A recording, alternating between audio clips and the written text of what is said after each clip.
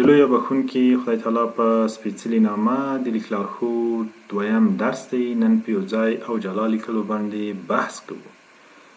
نن په دې باندې بحث کوو چې په خپله یو ځای ولیکو که یې جلا ولیکو. دغه دوې جلا کلمې دي، کله یو ځای لیکل کیږي او کله جلا لیکل کیږي.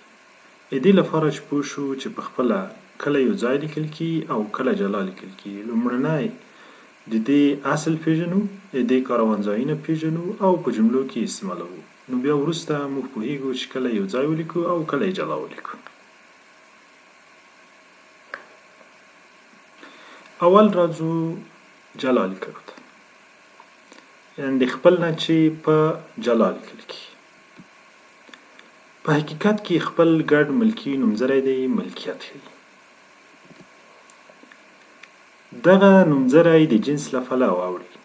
د نرینه لپاره خپل کاریږي، د ښځینه لپاره خپله کاریږي. مثلا خپل کتاب مې واخیست.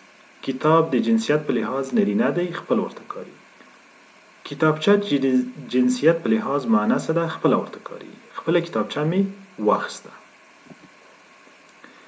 دغه نومځری د حالت له مخې هم اوړي، یعنې خپله په خپلې اوړي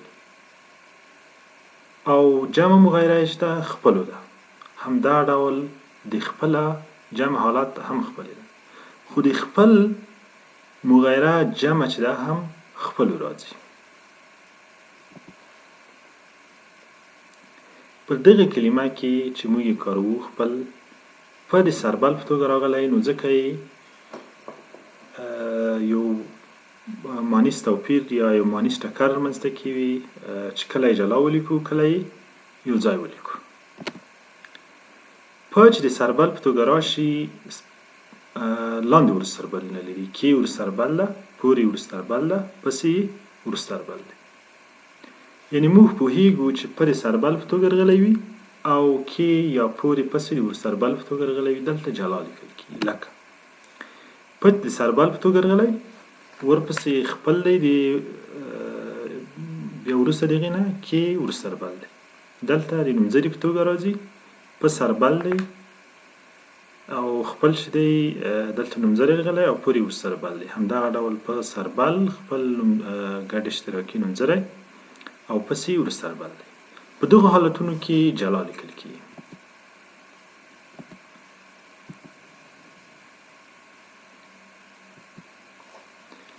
که له خپل سره په د سربل په توګه راغلی و، بیل لیکل کیږي. مثلا په خپل کور کې یم، دلته خپل د سربل وروستربل ترمنځ راغلی، جلا لیکل شوی.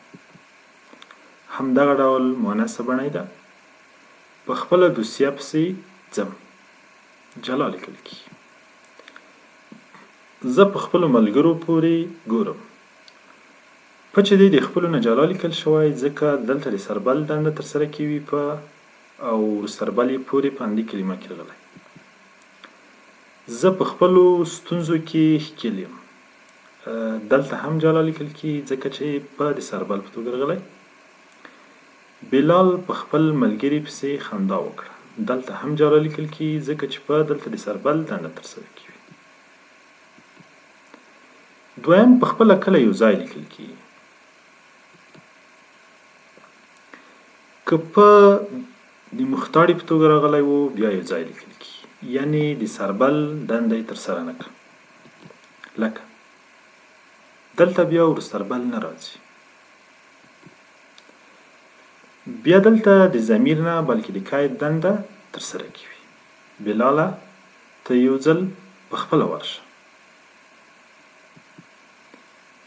زه په خپله کار کوم.